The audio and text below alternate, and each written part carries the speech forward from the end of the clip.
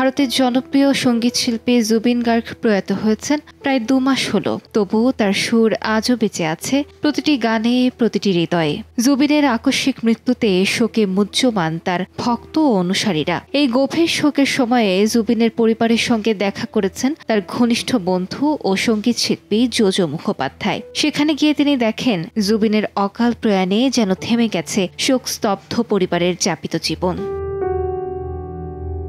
JoJo জানান, জুবিনের বৃদ্ধ বাবা আগেই অসুস্থ ছিলেন, এখন ছেলের মৃত্যুর পর যেন সম্পূর্ণ ভেঙে পড়েছেন। কথা বলার শক্তিটুকুও হারিয়ে ফেলেছেন, স্থবির হয়ে গিয়েছেন তিনি। জুবিনের স্ত্রী গরিমা এখন হাসপাতালে, মানসিকভাবে চরম বিপর্যস্ত তিনি। জোজোর অভিমান, গরিমা যদি সিঙ্গাপুরে জুবিনের সঙ্গে থাকতেন তাহলে হয়তো এমনটা হতো না। জুবিনের মৃত্যুর পর শোকের ছায়া নেমে এসেছে গোটা আসামে। তার সমাধিস্থল এখন যেন এক তীর্থস্থান।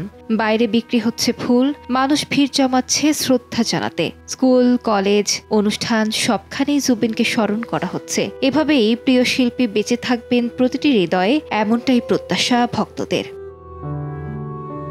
আলিশা ইসলাম, সময় সংবাদ।